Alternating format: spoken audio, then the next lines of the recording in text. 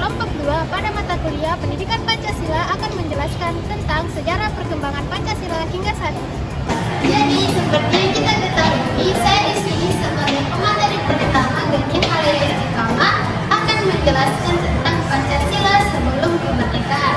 Jadi yang kita tahu, Pancasila merupakan adat, budaya, dan nilai-nilai yang sudah terbentuk sebelum masa kerajaan-kerajaan besar. Yang kita ketahui, masa kerajaan-kerajaan besar tersebut dimulai dari kerajaan Hindu-Buddha. Di sini kita sudah mengenal agama baru dan kita mulai bertoleransi bersama.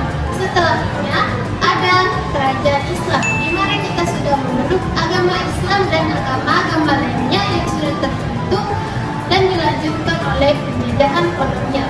Di masa ini sudah terbentuk rasa toleransi dan ingin menjajah kembali dan mengusir para penjajah sehingga kita dapat menegakkan keadilan.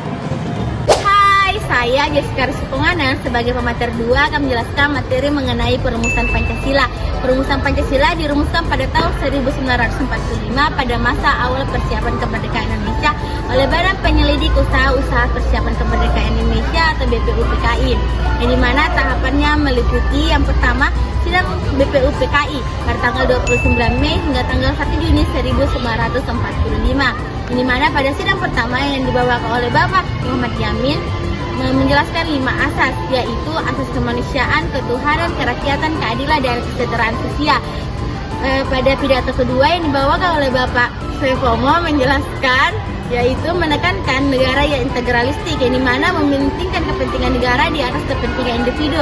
Yang ketiga, pidato yang dibawakan oleh Bapak Soekarno, yang dimana pada pidato ini juga dirumuskannya lah Pancasila, yang dimana pada pidato ini menekankan 5 dasar, yaitu yang pertama kebangsaan Indonesia, kedua kemanusiaan, ketiga mufakat atau demokrasi, keempat kerakyatan, kelima kebudayaan dan ketuhanan. Saya Marcella sebagai pemateri ketiga akan melanjutkan materi mengenai rumusan Pancasila dari pemateri kedua, yaitu bagian B adalah Piagam Jakarta tanggal 22 Juni 1945. Piagam ini merupakan hasil dari kompromi antara umat Islam dengan nasionalis. Adapun rumusan Pancasilanya, sila pertama yaitu ketuhanan dengan kewajiban menjalankan syariat Islam sesuai dengan pemeluk-pemeluknya. Adapun bagian C mengenai Pancasila, rumusan final Pancasila pada tanggal 18 Agustus 1945 yang sekarang sudah tidak asing lagi di telinga kita. Adapun isinya yaitu pertama ketuhanan yang Maha Esa, kedua kemanusiaan yang adil dan beradab, ketiga persatuan Indonesia, dan keempat kerakyatan yang dipimpin oleh hikmat kebijaksanaan dalam permusyawaratan perwakilan, serta kelima keadilan sosial bagi seluruh rakyat Indonesia. Baik, saya Audi Alfaturnisa sebagai pemateri kelima akan melanjutkan materi tentang perkembangan Pancasila pasca kemerdekaan. Yang pertama, Pancasila dijadikan sebagai alat kontrol politik oleh pemerintah Soeharto. Yang kedua, diterapkan program P4 yaitu pedoman penghayatan dan pengamalan Pancasila untuk menguatkan ideologi negara. Yang terakhir, kritik muncul karena Pancasila cenderung digunakan untuk kepentingan penguasa. Saya Nur Amalia Khairani ingin menjelaskan mengenai perkembangan Pancasila pasca kemerdekaan, yaitu yang pertama adalah masa Orde Lama 1945 sampai 1965. Pancasila diimplementasikan dalam berbagai kebijakan, namun sering digunakan untuk mendukung pemerintahan Presiden Soekarno yang cenderung otoriter. Dekret Presiden 5 Juli 1959 menegaskan kembali Undang-Undang Dasar 1945 sebagai konstitusi dan Pancasila sebagai dasar negara. Baik, saya Yesinta sebagai pemateri ke-6, saya akan menjelaskan materi tentang Pancasila dalam kehidupan bangsa. Pancasila menjadi dasar dalam satu konstitusi. Semua undang-undang dan kebijakan harus sesuai dengan Pancasila. Kedua, kehidupan sosial. Nilai gotong royong, toleransi, dan keadilan diterapkan dalam kehidupan berbangsa.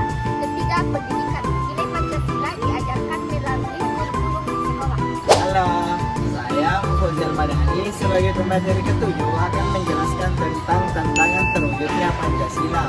Yang pertama ada radikalisme. Radikalisme yaitu ancaman ideologi yang bertentangan dengan Pancasila. Yang kedua ada globalisasi. globalisasi yaitu meningkatnya budaya luar yang dapat mengikis nilai atau budaya lokal. Yang ketiga, ada disintegrasi.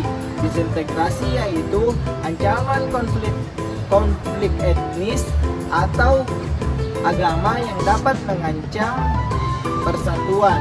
Dengan memahami perkembangan Pancasila, kita dapat menjaga dan mengimplementasikan dalam kehidupan sehari-hari untuk Indonesia yang lebih baik. Terima kasih.